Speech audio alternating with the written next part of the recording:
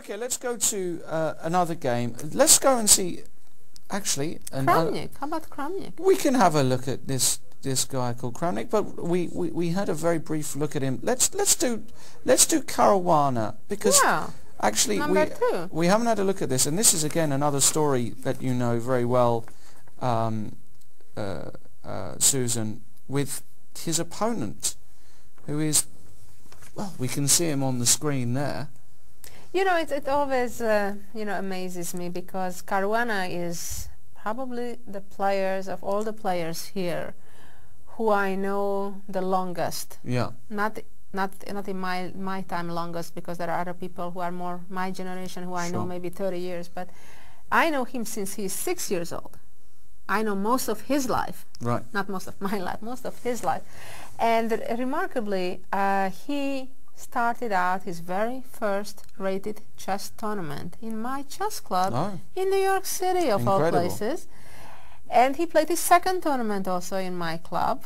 So I know him since he was tiny little boy, barely reaching up to the table.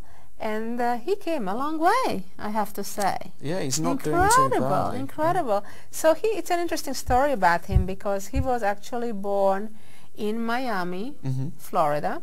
And then by the time he was, before he reached school age, he moved already to New York, to Brooklyn, New York. And he lived there until he was, I think, 12 years old. And that is when he moved to Europe. In order, his parents decided to focus their energy, and fortunately they were in a position that they could give up their jobs and move to Europe to focus on his chess career at the tender age of 12, and it was not yet all that clear that he'll be the success he became. And they first moved, I believe, to Spain, and then later, shortly after, they moved on to Hungary, my homeland, where Grandmaster Czernin took him under his wings and was coaching him, and through those years he kind of reached the elite. And then shortly after he moved to Europe, I think he changed federations. And unlike in some other cases, in this case, completely justifiably, all his 8 grandparents are Italians. Right. Even though he was born in the U.S., but he clearly has an Italian background, and he changed federation for Italy. And he has played actually in 4 Italian championships, and he won all 4 very convincingly. So he is actually one of the great bright stars today in chess, other than, of course, the others like Magnus, Carlsen, and such.